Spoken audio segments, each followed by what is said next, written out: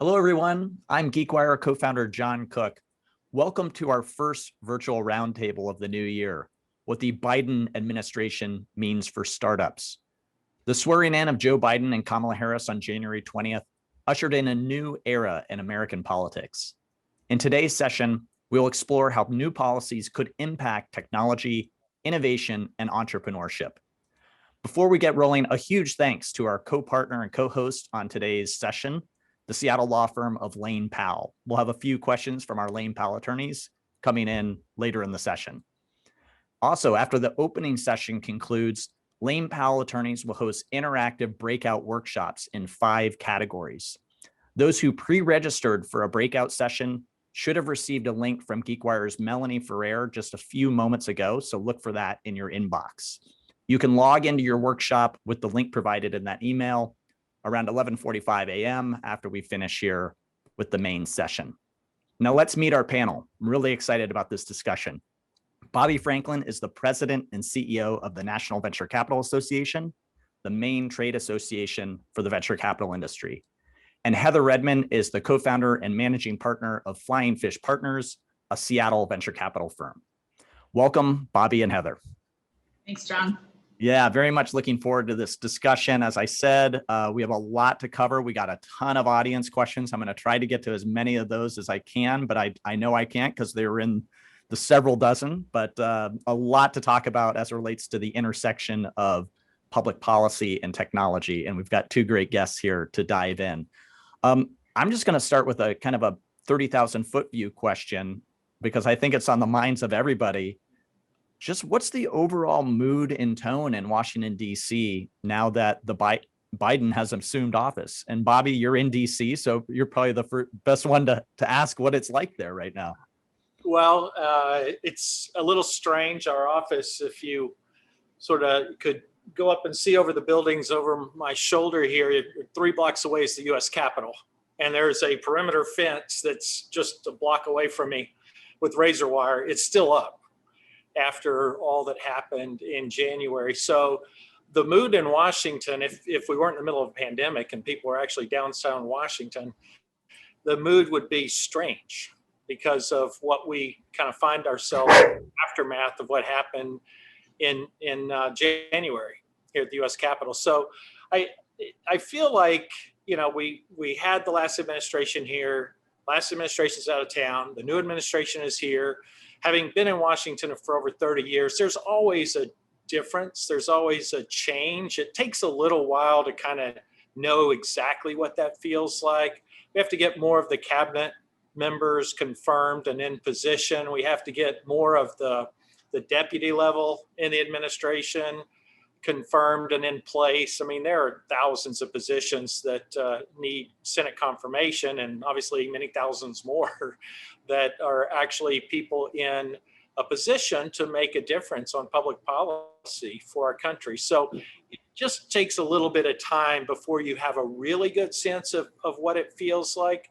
I think for the most part, and frankly, this is just a little bit about the last administration, everything feels a little bit calmer than the last administration. It feels like, okay, you know, there's still political fights, there will continue to be, but it just, the agitation level seems a little bit lower. And just speaking for myself, that's a better feeling. Yeah, I think we all are feeling that across the country. The temperature has been lowered, which I think we all needed to some degree. And apologies for my dog barking in the background there. Typical a Zoom situation, but he is calmed down now, and his temperature is lowered. Heather, you're in the other Washington. What are your thoughts just on the overall tone these days? Yeah, it's funny.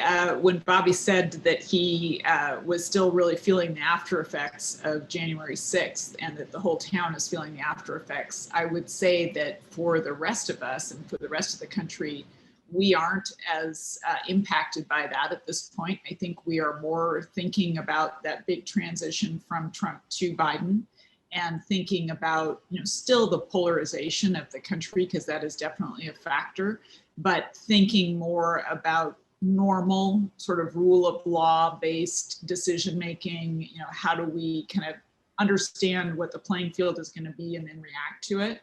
I do think, and we had a little pre-conversation about this, that it will be interesting to see whether the typical Washington inability to do a lot is sort of the major theme of the next 4 years, or if some of the really cataclysmic impacts that we've seen from COVID and from social justice movements, Black Lives Matter, et cetera, if we start to see those push things in a different direction in Washington.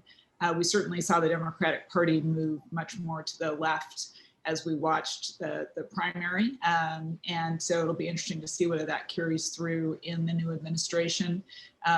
Lots of energy there, certainly on the West Coast where I sit.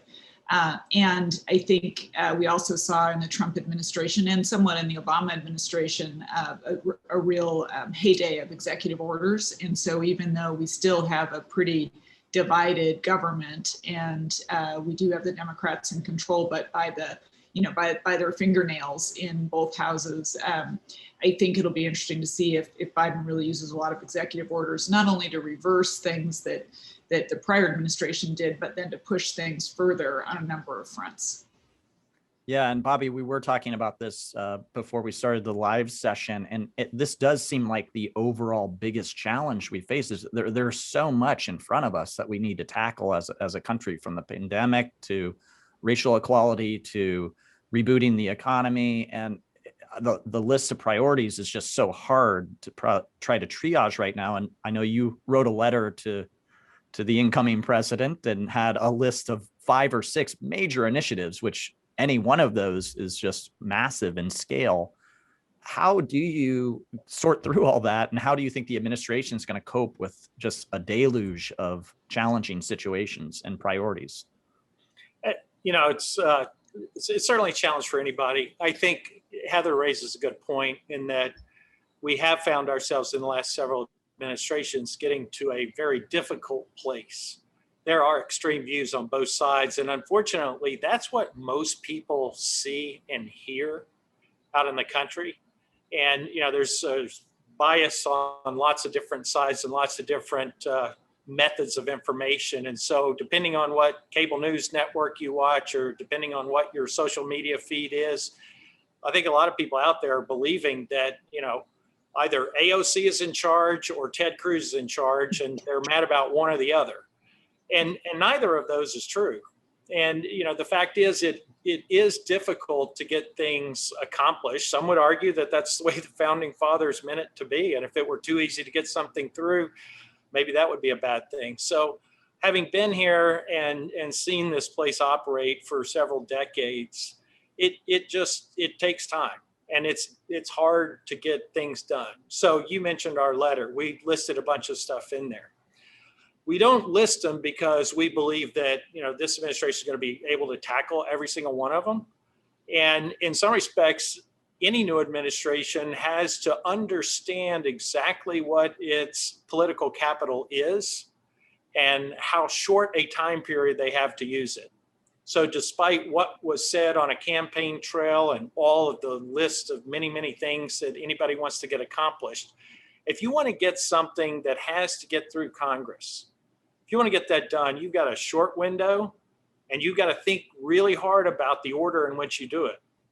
Now, in some respects, President Biden doesn't have a lot of say in terms of order because of the pandemic and because of what needs to happen with regard to that. So my guess is that's going to dictate the order. But if you go back to previous administrations, a lot of people will second guess the Trump administration, the Obama administration, the Bush administration, thinking about in the first 2 years, if they would have done things in a slightly different order, would it have been better?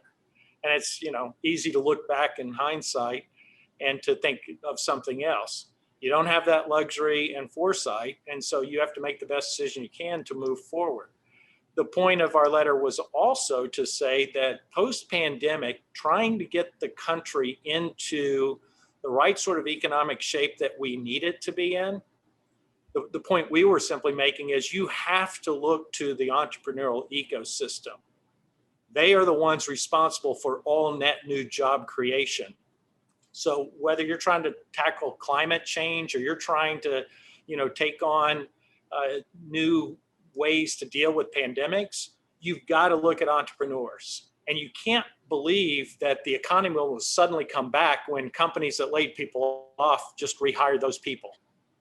Or that mom and pops that went out of business are magically all going to come back and start their business back again.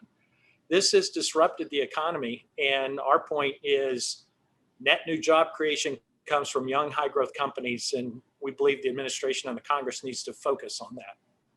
Yeah, absolutely. And, anybody who wants to check out the letter, I highly recommend it because it gives a good sense of where the National Venture Capital Association is coming from. You can go to nvca.org, look under the press release section, and you can read the lengthy list of proposals from Bobby and his team. It's an interesting point you made there too, Bobby, because I was thinking in some ways the prioritization actually is easier than for Biden because COVID is front and center and the first thing we've got to tackle. And so maybe that will make that stack ranking process a bit easier. Just wanted to transition. We've got a great question from our partners at Lane Powell. Pat Frank, one of the partners in the firm, wanted me to ask this on his behalf. He's wondering if there are specific investment opportunities that you think might be opening up as a result of Biden taking office and what those might be. And Heather, why don't I toss that to you since you're looking at a lot of new deal flow? Yeah, and I wanted to comment just on what Bobby just said, because I think what he is mentioning there is crucial and also very difficult politically and for wrong reasons, honestly. And it's one of my frustrations. It comes a lot from what we see here on the West Coast. We're struggling right now in Seattle with this same reality of, hey, we lost a ton of jobs, and those jobs, in my view, are probably not going to come back. And part of the reason they're not going to come back is automation, which of course is what we invest in. So we see, AI replacing a lot of workers with intelligent systems and machines, and that's just a trend that was occurring and is going to occur more rapidly now post-pandemic. So how do you get a startup ecosystem to be something that a Democratic administration, particularly now that it's moved more to the left, to be excited about and to feel is consistent with the values and the goals of the Democratic Party? And I think that is the fundamental challenge, not only for us and as venture capitalists and for us as the larger tech ecosystem, but also for the Democratic Party and for the progressive movement in general. I've seen this dichotomy between big business bad, small business good, and it really leaves us out of the equation because we are really neither. And I've asked many times, when does a startup move from being a good small business to a bad big business? And sort of like there seems to be like, is it 333 people? Is it, and I because probably we all feel, sort of positive about a lot of our small startups, but once they get big, they become bad in some way. And that's just this political trope that I think is holding the economy back and opportunities for people back, but also certainly holding the Democratic Party back. Yeah, Heather, I would interrupt there for a second because I think Bobby has addressed this, and I think there's a one-word answer to start to solve this problem. Moderna. Like the startup ecosystem and the innovation ecosystem is not just AI. It spans a huge stretch of the economy. And I mean, I think that's a story in the innovation economy that needs to be told in a bigger way. It's amazing what has happened with vaccine development, which is not happening unless venture capital and startup entrepreneurship is happening. And so I think that solves that problem to some degree. Partly, I would say it solves it, but it still gets you good, bad based on, well, what are they working on? And sort of like that's another sort of trap I think we can get ourselves in. It's certainly a point in our favor, and it's a good one to bring to people's attention. But I think the bigger question is getting people to think about job creation as a fundamental good and as a thing that we need to all be concentrated on. And I think one of the solutions from the industry side, would be to get more of the social justice conversation, more of the opportunity for everybody. I mean, venture capital, Bobby knows, because he and I have been involved in some efforts on this front, we're still way too white male, and you have to have graduated from Harvard or Stanford to be a venture capitalist, right? And so that's wrong. Startup funding is still going, disproportionately to that same group of people. That's wrong. So if we want to be the folks who say we are about the future and job creation for everybody, then we need to fix those things. So we have work to do on our side as well, which I think we're working on, but we need to work on it faster. But I guess I just wanted to reflect on that, sort of like, hey, what do we need to do to sort of get that part of our agenda, which we think is fundamentally really important for the country, front and center for the people who are now kind of ascendant in power. And so I just wanted to throw that out. And then in terms of investment opportunities, I mean, there are numerous. Let me pause you before we get into that question, because I think Bobby had a quick point. So let me let Bobby respond there quickly, and then we'll finally get to Pat's question. Okay. I was worried about this happening, that we were gonna get through about 3 questions of my list. We'll talk about all the investment opportunities in just a second. I just want to respond to a couple of things Heather just said. First of all, 100% agree. The industry is not anywhere where it needs to be in terms of diversity, equity, and inclusion. That's why we launched a 501c3 back in June called Venture Forward. So for your audience, I would love it if you go to ventureforward.org after you go to nvca.org to learn about what we're doing there, because we're trying to democratize access to information and education about being a venture capitalist, so that you don't have to have gone to an Ivy League school or live in certain geography where there's a lot of activity. So we, over a long period of time, I think we're gonna make a difference, but it's gonna take a while. This business is not something that just sprouts up. You have to, to start a firm and to raise a fund, as Heather can tell you better than I can, it takes a lot of hard work, and you've got to go to, with all of the stars aligned, you've got to go through a lot of pain in order to be able to raise the fund. And we think that's hugely important for the entire country. I mean, first of all, there are entrepreneurs everywhere, not just in Silicon Valley, Seattle, Washington, New York, or Boston, Massachusetts. They're all over the country. But if they don't have kind of a group supporting them of angel investors and venture capital investors, early stage, and then growth equity. But growth equity travels very easily. That's not a real problem once you get into a growth stage. You really need that local, geographically close support so that you as an entrepreneur can take a chance. The other thing I would mention is in March, we will be coming out with our 3rd human capital survey. It's something that we do with Deloitte.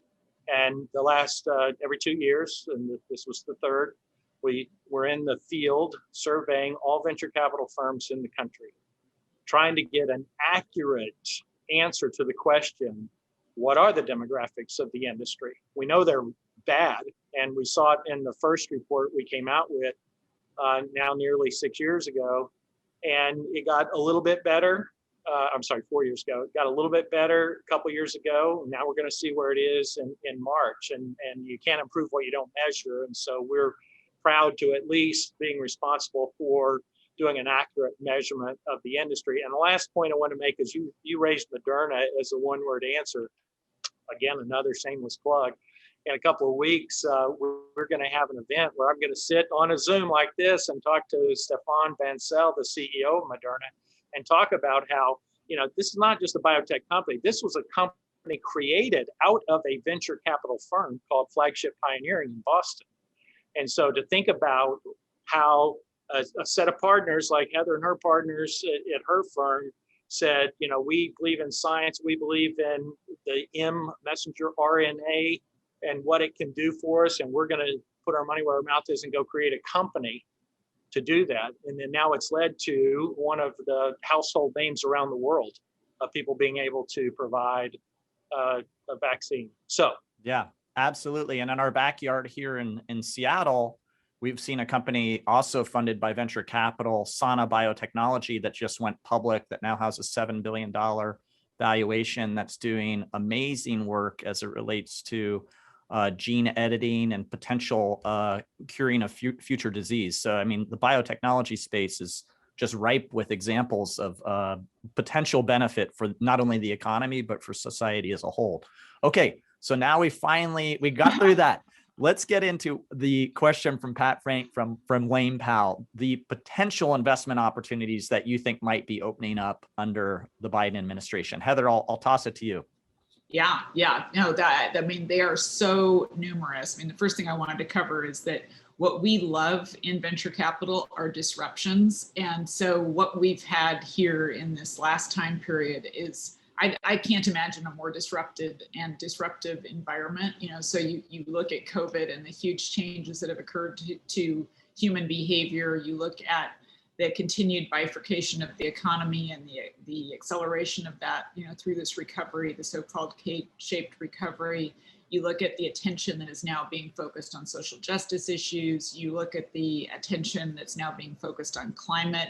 All of those things create, these dislocations in markets that create opportunity for entrepreneurs. And we're certainly, I think the acceleration, just to go back to Moderna for a second, the acceleration of the science around vaccines, what I'm hearing from my friends who invest in the biotech sector is, yeah, we're all excited about the vaccines right now, but the underlying science that has been uncovered there as a result of this, huge degree of concentration on a couple of key disciplines will now lead to a bunch of other things around cancer and other chronic diseases that were previously unsolved. So there's been just a bunch of sort of, it's all almost like the Big Bang Theory. We sort of blew up society in a lot of ways. And so now we're going to go run around and see what sort of fertile opportunities there are coming out of that.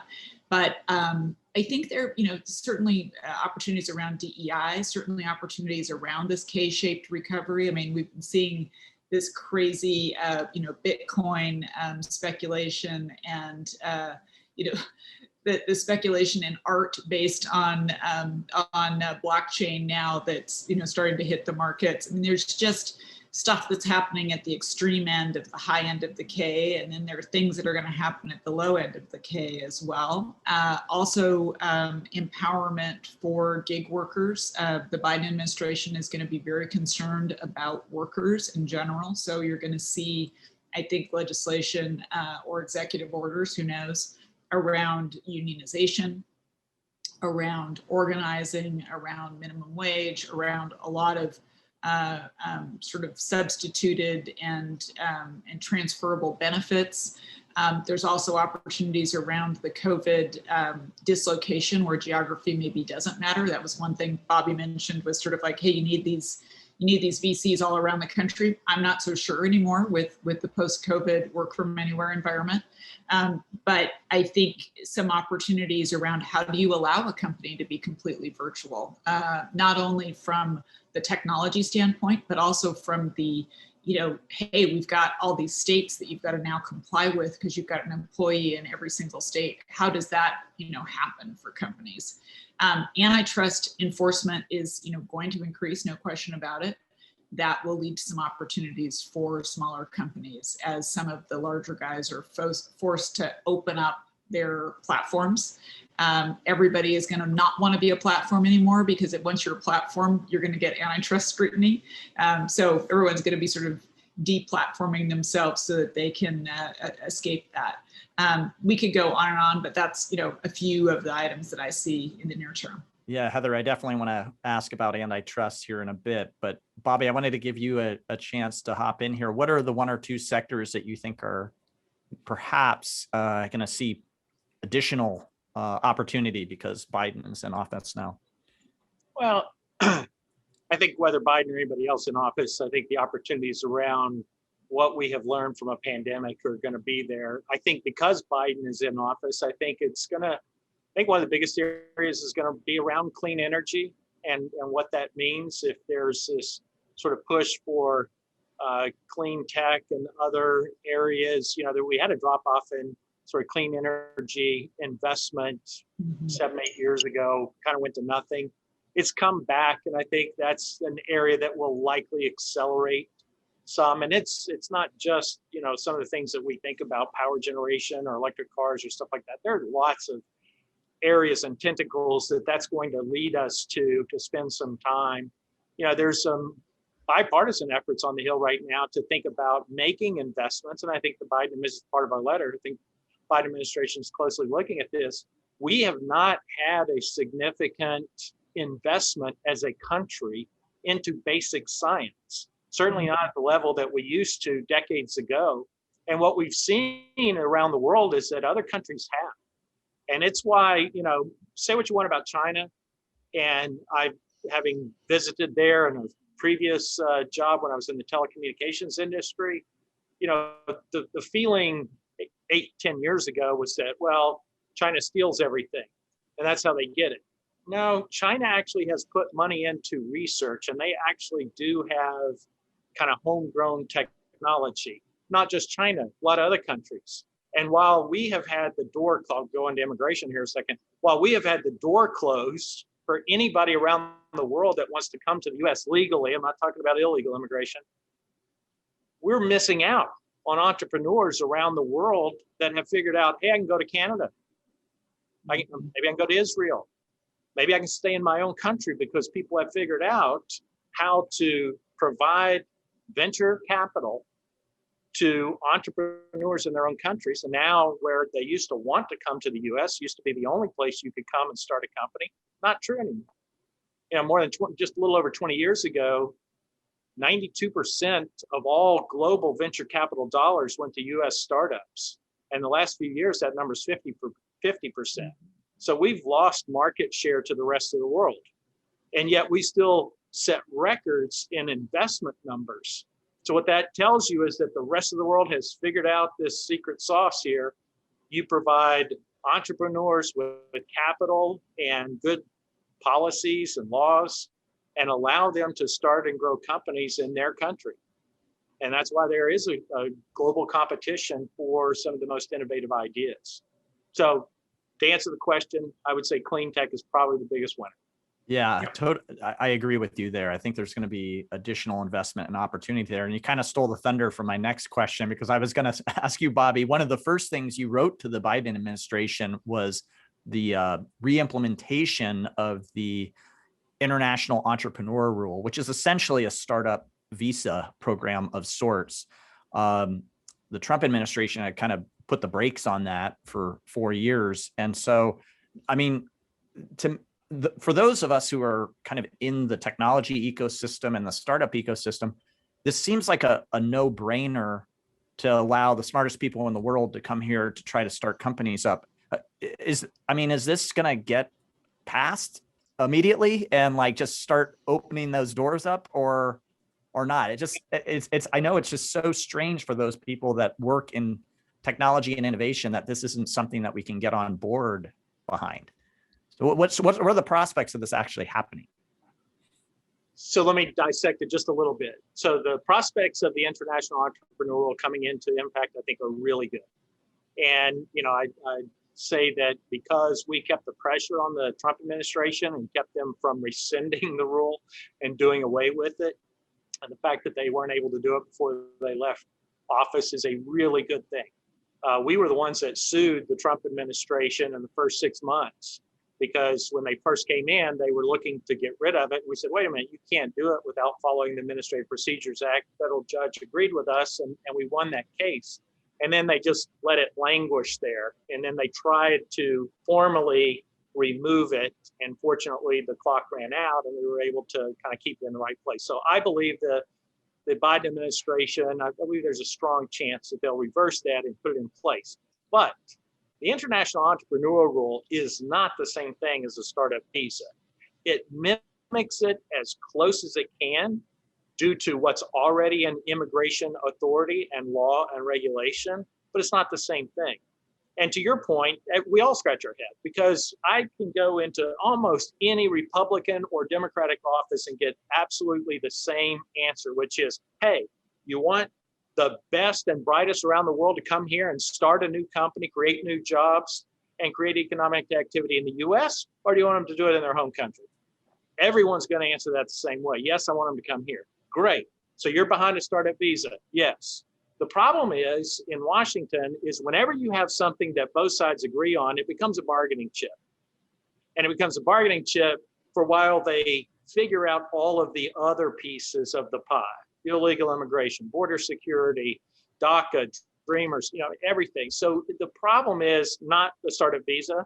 It's we haven't had a vehicle in which to get this bipartisan supported piece of legislation through. Now, the obvious next question is, are we going to this time? Remember, I said, I think there's good chance for the international entrepreneur rule, and that will go a long way for sure. But the real catch for us is to get the startup visa into law. And I think we're going to have to see more of how the new administration develops, how it ends up working in this nail biter for Congress in terms of who's in charge, and see if we can't get something like that done. I'm certainly hopeful.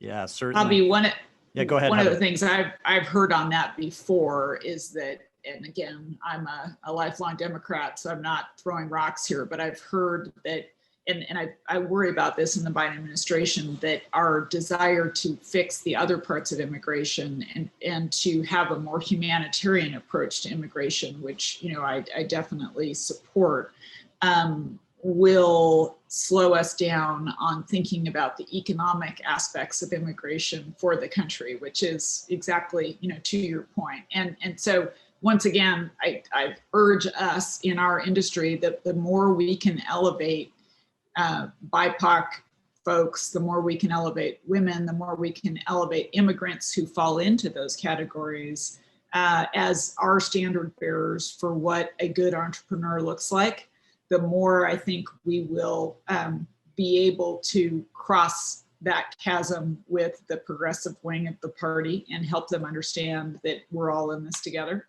and that we have the same values. So it is, it's just a chronic problem that I think we all recognize, that we've been sort of stuck on this recognition that yes, we want the best and the brightest here, but how do we make them feel wanted? And we see that, John knows this, even in Seattle, where I think we had a lot of backlash to tech from sort of the local population because they felt overwhelmed by new tech workers coming here from other countries. And so we had this mostly white Seattle that suddenly had a lot more Indian folks in particular in every grocery store, every coffee shop, what have you. And that was sort of a shock to little old Seattle, and yet we're very progressive. So it's this continual societal thing of wanting to cast somebody as the problem and somebody as the other. And we do see that even with tech as recognized as an economic engine, it still is a problem when you get to sort of the progressive wing of the Democratic Party, recognizing that these are the people that they should be embracing as opposed to rejecting. Another area where there's bipartisan support is the hammering of big tech. And I think that's the one issue where Democrats and Republicans, for various reasons, are just coming down hard on the Amazons, Facebooks, Googles of the world. And today, even there's a House subcommittee meeting to chronicle the alleged monopolistic behavior of these large tech companies, mostly online marketplaces. What do you think are the prospects of antitrust regulation here in the first 2 years of the Biden administration? And beyond that, what do you think that's going to mean for the tech industry? You want me to go first? Yeah, go hop in, Bobby. So, look, there's going to be a lot of attention, as you pointed out. There is today. There's been bills that have been introduced. There's going to be more activity around this. I think the challenge, though, is, all right, you're mad at tech. Both R's and D's agree. You're mad about a lot of different things. What do you do? And to me, the reason I am skeptical that something's going to happen quickly is because it's really, really difficult to sort of pinpoint what it is you're going to do. Now, when you take the antitrust and you say, okay, I'm mad at big tech and I don't want them to get any bigger, so I'm going to somehow handcuff them on their ability to buy up other companies. That's an issue that impacts the entrepreneurial ecosystem in a negative way. And if you just have some blanket, like some of the bills that have been introduced, if you just have some blanket thing that says, okay, if you're over 100 billion in revenue, then therefore you can't do X, Y, or Z. Well, if your ire is towards the handful of companies you use in the preamble of your question there, the problem is that metric hits a ton of companies. And it hits companies that are not tech companies. It hits all sorts that you would then look at and say, well, wait a minute, is that who you meant? Well, no, not really. And so my point is, yes, there's frustration, but I think that the response to that frustration hasn't emerged yet. And I think it's going to be very difficult to find exactly what you do. That's on antitrust. You can think about issues around Section 230. You can think about issues around privacy. You can think about any number of areas where people are going to be mad and are mad, and many of them rightfully so at big tech. The question is, okay, you've identified the problem. What's the solution? And I haven't seen anything in the early days that suggests, oh, there's something that everybody can agree on to be a solution. So I'm a little more skeptical that it's something that's going to come quickly. Yeah, Right. I agree with that. Bobby, I was just going to ask, you mentioned privacy as an example. I guess that's one thing you could do. You could implement a national data privacy bill, kind of what the European Commission has done, or follow in the footsteps of California. Is that even on the radar to get something like that moving?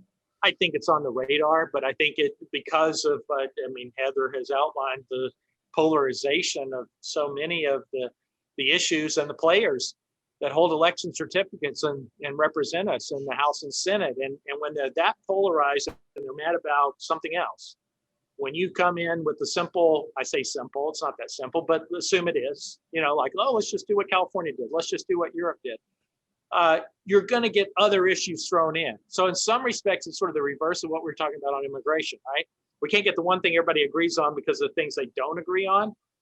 In this case, on privacy, there may be things that everybody sort of agrees on, but there's not the big thing that everybody, or I said it backwards. There's one thing that most people, don't agree on, and the one that they do. So it's just a lot harder than the headlines suggest, even the activity around it suggests, of them being able to do it. But I know they're going to try. And because there are folks on both sides of the aisle that are mad about this, they're going to try really hard.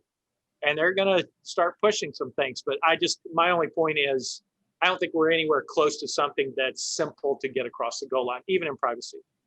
Yeah, this is an interesting issue, in part for the National Venture Capital Association. And Heather, I want to direct a question to you as it relates to this, because the National Venture Capital Association obviously represents venture capital firms, and venture capital firms love when companies get to the size of Google and Facebook and Amazon. I mean, they make a lot more money when their companies are $1 trillion in value.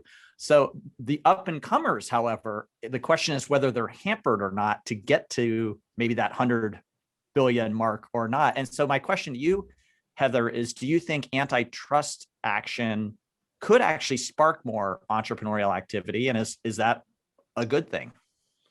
Yeah, I think Bobby's right. There are pros and cons, and it depends on what kind of antitrust activity. I think what venture capitalists by and large would like to see is not a crackdown on M&A, but instead an opening up of the platforms, as I said before, the interoperability sort of push that we have. And of course, if you're a VC in Google or in Facebook or whatever, that's great, but you've long since sold your shares, and now you're looking for what's the next thing, right? So we're all going to bias toward the upstarts, and the big companies are going to take care of themselves. So we're pretty much on the other side of the table from the big companies at this point.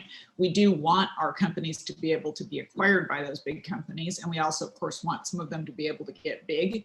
And so the best of both worlds from our standpoint would be M&A can continue. And I do believe that it's going to be very hard to get new legislation on that, although I think the scrutiny, it's kind of like permitting when you're trying to build something. It just costs money, and sometimes you just decide not to do it. because of all of the extra hoops you have to go through. So some of the stuff that we're going to see, on the enforcement side, even with just existing law, is going to, I think, degrade the pace of M&A in some cases, or could potentially.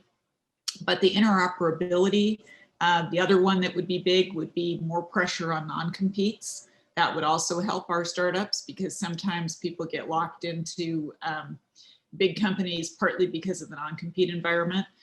The other one is immigration. If people can get their green cards faster, we see every day immigrants who are our favorite entrepreneurs, immigrants come out of Amazon or Microsoft the minute they get their green card, but that takes like 8 years. And in the meantime, they've acquired a mortgage and a couple of kids and a bunch of other things that mean they can't live that ramen lifestyle. So there are a number of things that if you wanted to promote more startups and you wanted to kind of keep those big companies on their back foot, you would do other than crushing M&A. Yeah, great.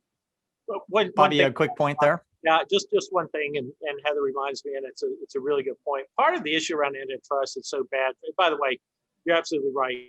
We like portfolio companies, startups, but once they get to a certain size, we don't care about them anymore. They're on their own.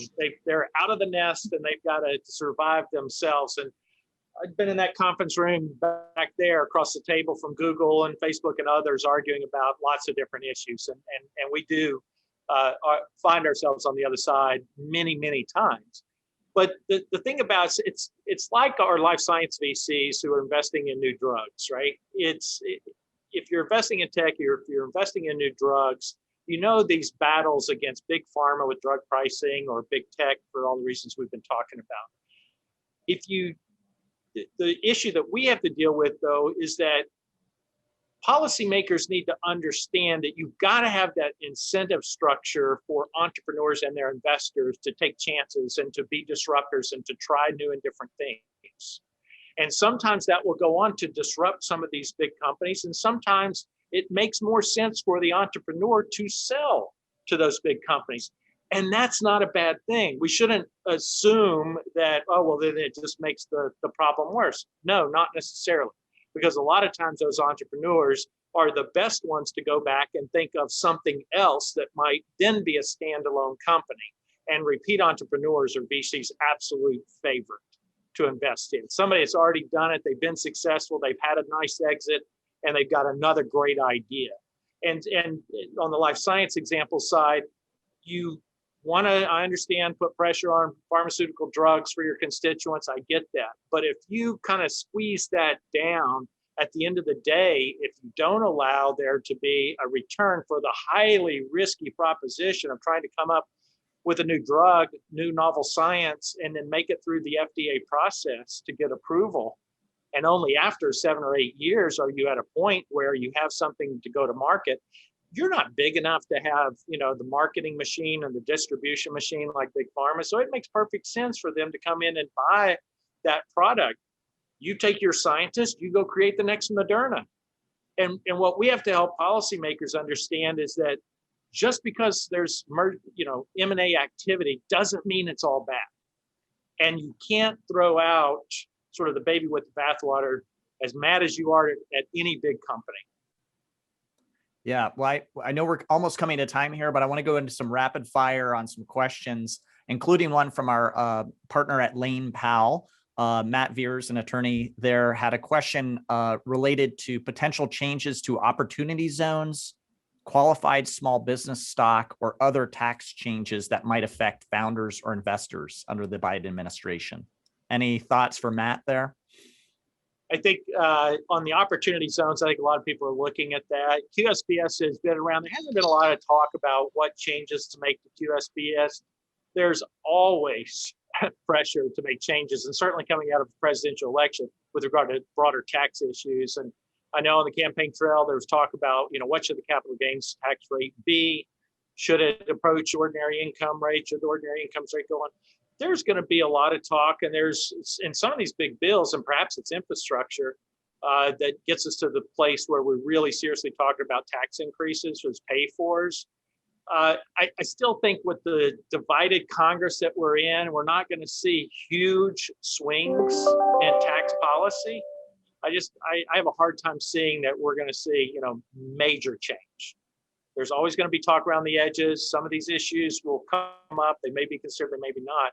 But I just have a hard time saying like, oh my gosh, the tax code changed in phenomenal ways since we just had a 2017 tax reform bill. And John, I would just say, remember the states though, because this patchwork active state legislature situation that we've got on all fronts, including taxes, is really going to be a huge factor for the entrepreneurial ecosystem, even if DC is still in largely a gridlocked situation. Yeah, absolutely. And so before we close, I've got one audience question I want to squeeze in here in rapid fire form, and both of you can answer it. But one of our audience members had asked, what's the one specific legislative change you'd like to see on the state or federal level that you think would most benefit startups? And what would you like to see happen there? Heather, you have one? Yeah, I'd like to see the stapling of the green card to graduates in STEM fields. For me, it's the startup visa. I think that would go a long way because we need more startup activity, and in order to have more successful startups, which create new jobs and economic activity and innovation for our country. Well, I think we're all in agreement that we'd like to see that happen. So hopefully in the first couple of years here of the Biden administration, we see that occur. I know we're gonna wrap here, but I know many of you have pre-registered for our breakout sessions with our Lane Powell attorneys. So I'll be providing a little bit more information about that here in just a moment. But first off, I just wanted to say a big thanks to Bobby Franklin from the MVCA and Heather Redman from Flying Fish Partners for joining us today. It was great chatting with you. I could speak to you guys for another hour or two, I'm sure. Thanks so much, John. And thanks to Lane Powell and GeekWire for putting this on. Super interesting and useful. And I learned a lot from Bobby. So thank you, Bobby. Well, thank you, Heather. It's always good to be with you. And John, thanks for having me and appreciate all that you do there. And thanks, Lane Powell.